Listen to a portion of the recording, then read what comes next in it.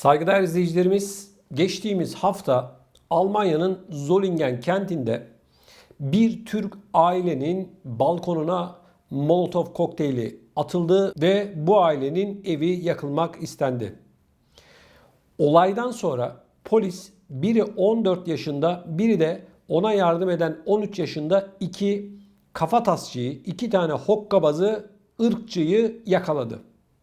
Ancak gelin görün ki bu olaydan hemen sonra bu iki hokkabaz, ırkçı serbest bırakıldı. İşin düşündürücü yanı ise polisin söylediği tesadüfen size denk gelmiş. Ne hikmetse Zolingen'de biliyorsunuz geçtiğimiz yıllarda 5 tane vatandaşımız diri diri yakılmıştı.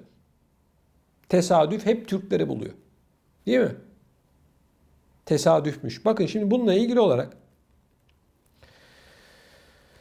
Sibel İşini adlı hanımefendi ve çocukları bu sırada evinde 20 Ekim gece 02 sularında dairelerine yapılan ve elinden yaralanmasına neden olan saldırıya ilişkin bir açıklama yapıyor Sibel Hanım. Diyor ki, saldırının tekrarlanmasından korktuğum için o geceden beri uyuyamadım.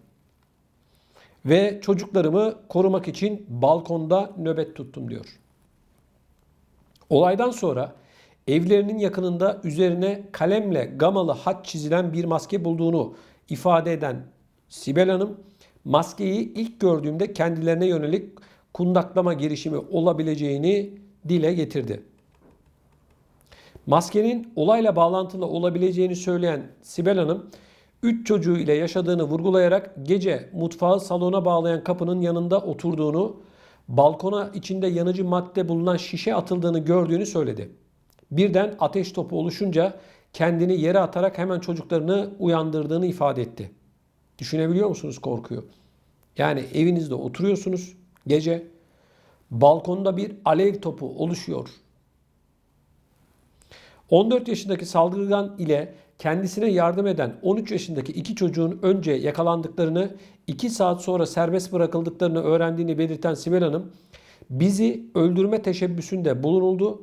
Işığım yandığı halde saldırıldı. Tesadüf deniliyor. Burada tesadüf hep Türkleri mi buluyor? Ben bunu anlamadım diyor. Şimdi bakın Sibel Hanım'a ve ailesine öncelikle çok geçmiş olsun. Bu ve benzeri olaylar maalesef içinde bulunduğumuz koronavirüs döneminde Almanya'da daha da arttı. Yani ırkçılık bu dönemde patlama yaptı.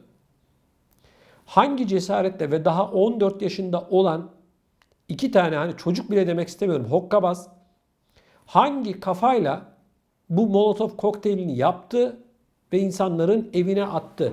Polisin söylediği tesadüf. Kardeşim, tesadüften önce 14 yaşındaki bir çocuk, 14 yaşında bu çocuk Molotov kokteyli yapmayı nereden, kimden öğrendi ve hangi amaç için öğrendi? Bunu araştıracaksın. Bununla ilgili olarak bu aileye cevap vereceksin. 14 yaşındaki çocuk Molotov kokteylini bilir mi kardeşim? Normal bir çocuk. 14 yaşında bunu yapan çocuk 3-5 sene sonra 18 yaşına geldiği zaman ne yapacak acaba? Kim kardeşim? Bu insanların beyinlerini, bu çocuk dediğimiz bu hokkabazların beyinlerini yıkayanlar kim ve ne istiyorlar? Ne hikmetse hep Türklere denk geliyor. Böyle bir olayın yarın öbürsü gün olmayacağının garantisi var mı? Böyle bir şey olabilir mi ya? Birinin evine Molotov kokteyli atıyorsun. Peki o balkondan içeriye girseydi, camı kırıp girseydi ve bu insanlar ölseydi, Allah korusun, evleri yansaydı, polis yine tesadüf mü diyecekti?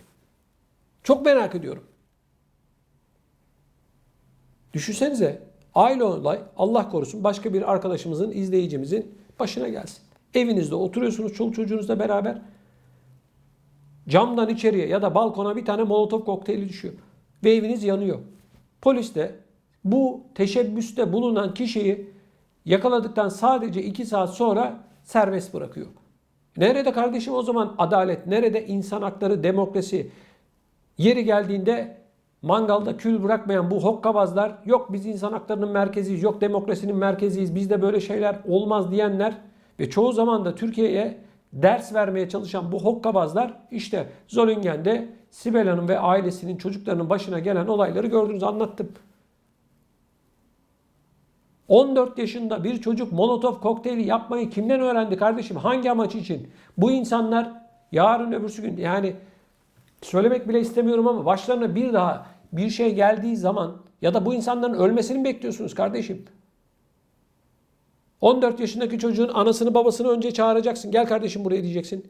Bu çocuk nasıl Molotov kokteyli yapmayı ve hangi amaç için yapmayı öğrendi diye anasının babasının yakasına yapışacaksın. Bu çocuğun bilgisayarına, cep telefonuna el koyacaksın. Kimlerle bağlantılı, bu işi niye yapmış? 2 saatte soruşturma, böyle bir şey olur mu ya? Alacaksın bunu içeriye. Soruşturacaksın. Kimlerden öğrendi? Kim bunun beynini yıkadı? Kim saldırdı? Ne için saldırdı? Böyle saçma bir şey olur mu ya? Böyle polislik mi olur? Böyle adalet mi olur ya? Molotov kokteyli atıyor kardeşim. Taş atmıyor, camı kırmıyor yani. Adam Molotov kokteyli niye atılır? Çok büyük zarar vermek için. Görüyoruz televizyonlarda, medyada. Teröristlerin elinde o şişeye sarılı bir şey atıyorlar. Anında alev topuna dönüşüyor. İnsanların ocağına incir ağacı dikiyor. 14 yaşında. Polisin söylediğine bakar mısınız ya? Tesadüfmüş. Her ne hikmetse hep bizlere, Türklere denk geliyor ne hikmetse.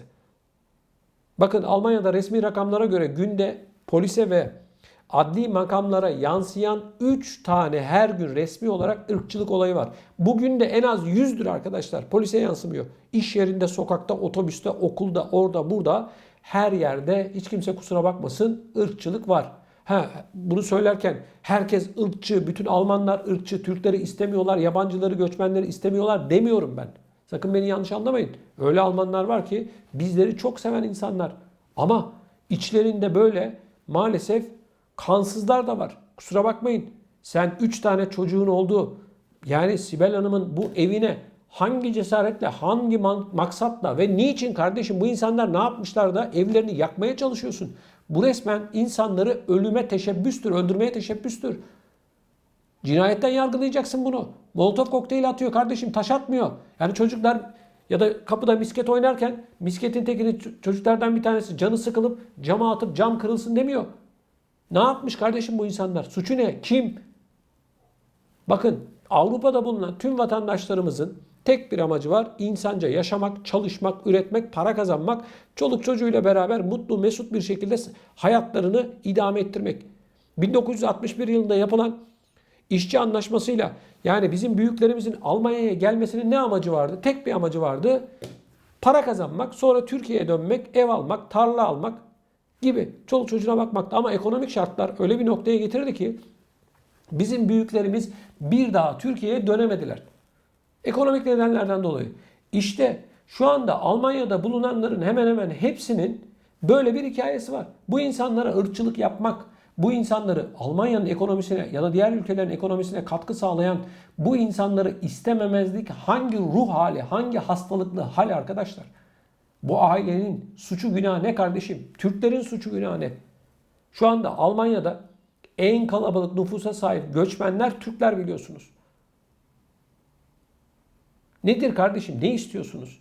Irkçılara sesleniyorum. Yani bu ailenin ya da geçmişte Zolingen'de diri diri yakılan insanların, öldürülen insanların ne suçu, ne günahı vardı?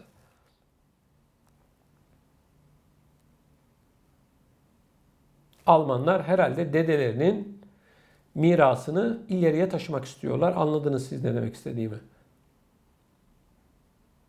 Bu konuyla ilgili sizler ne düşünüyorsunuz? Lütfen videomuzun altında bulunan yorum bölümüne yazarak bizlere iletiniz. Tekrardan Sibel Hanım ve çocuklarına geçmiş olsun dileklerimi iletiyorum. Ne diyelim? Allah'a korumuş yani. Böyle bir şey olamaz. Umarım gereken yapılır.